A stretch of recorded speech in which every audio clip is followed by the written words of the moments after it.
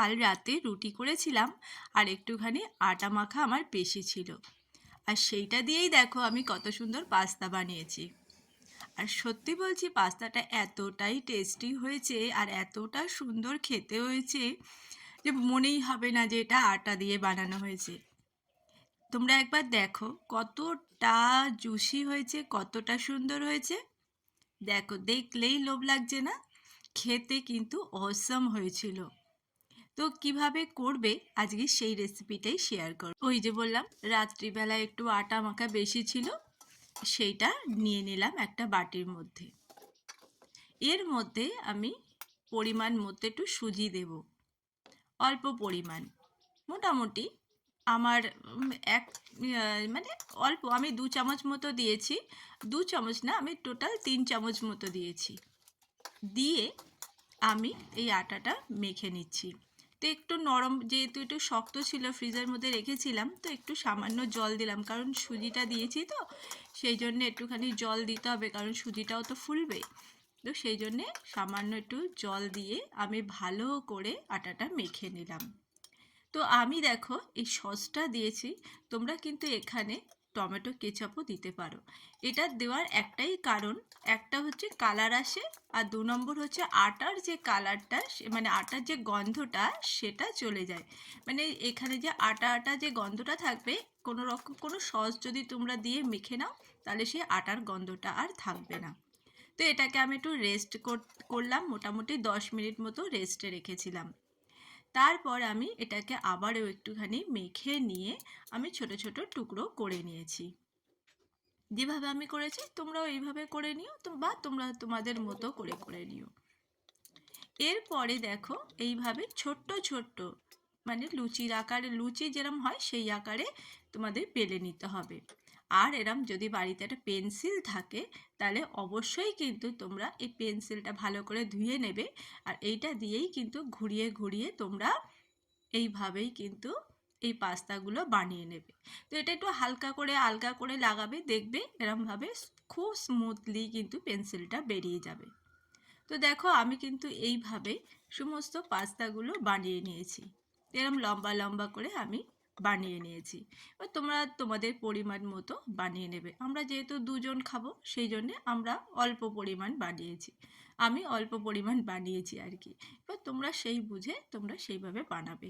তো দেখো এইভাবে কিন্তু আমি তোমাদের আবারও দেখিয়ে দিলাম, খুব সহজে কিন্তু এইভাবে হয়ে যায়, মানে এরমভাবে করা যাবে।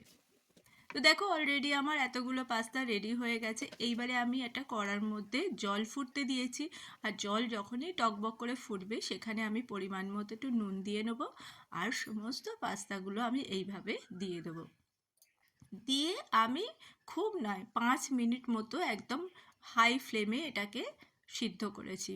মিনিট 5, এর বেশি কিন্তু নয়। আর এর মধ্যে সামান্য একটুখানি তেল দিয়ে দিয়েছি, যাতে একটা আরেকটার গায়ে না লেগে যায়। তো দেখো আমি হাই ফ্লেমে এটা রেখে দেবো, এটা সিদ্ধ হতে মোটামুটি 5 মিনিট মতো লেগেছে। একটু ঢাকাও দিয়ে দিয়েছি।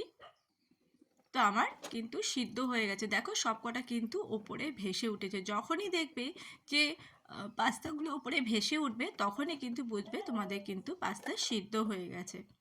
তো এরপরে আমি সমস্ত পাস্তাগুলোকে আস্তে আস্তে তুলে নিলাম, নিয়ে একটু জল ঝরতে দিয়ে দিয়েছিলাম একটা ঝুড়ির মধ্যে নিয়ে।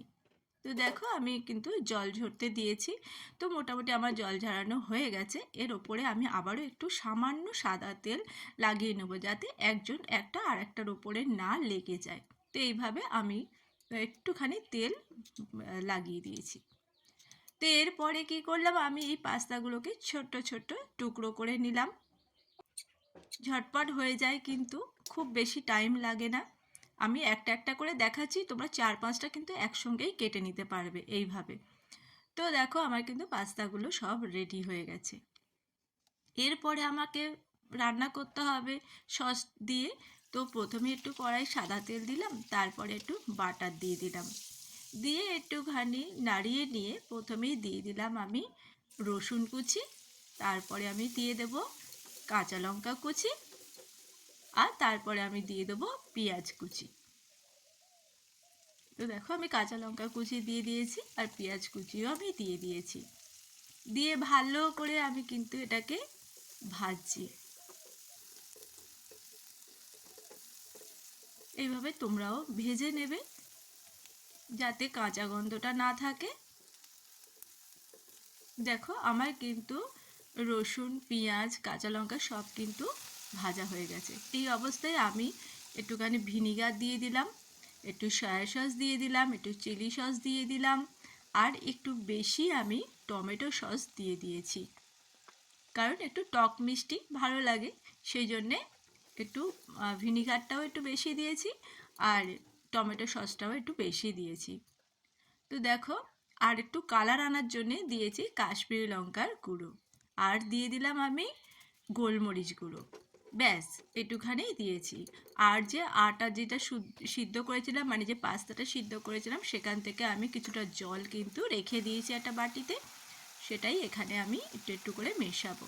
আর পরিমাণ মতো দিয়ে নিলাম আমি নুন, আর একটু পেঁয়াজ গাছ যে কুচি ছিল সেটাও আমি একটু দিয়ে দিলাম যাতে একটা সুন্দর ফ্লেভার আসে। তোমাদের যদি না থাকে স্কিপ করে যেতে পারো। তো আমি আর একটু জল ছিল আমি দিয়ে দিলাম, কারণ একটু পাস্তাটা হতেও একটু টাইম লাগবে, জল একটু দরকার লাগবে। তো আমি পরিমাণ মতো জল দিয়ে নিলাম, নিয়ে এবারে সমস্ত পাস্তাগুলো এর মধ্যে আমি দিয়ে দেব। এটা দিয়ে কিন্তু আর বেশিক্ষণ ফোটানো যাবে না, জাস্ট একটুখানি মানে 3-4 মিনিট মতো তোমাদের নাড়িয়ে নিলেই কিন্তু হয়ে যাবে আর কি। দেখো কতটা সুন্দর দেখতে হয়েছে। আর আমিও একটু ঢাকাও দিয়ে রেখেছিলাম হালকা করে, মানে 1 মিনিট মতো একটু ঢাকা দিয়ে রেখেছিলাম যাতে সমস্ত ফ্লেভারগুলো ওর মধ্যে চলে যায়। তো কেমন লাগলো বন্ধুরা আমার রেসিপিটা? ভালো লাগলে লাইক, কমেন্ট, শেয়ার করতে ভুলো না।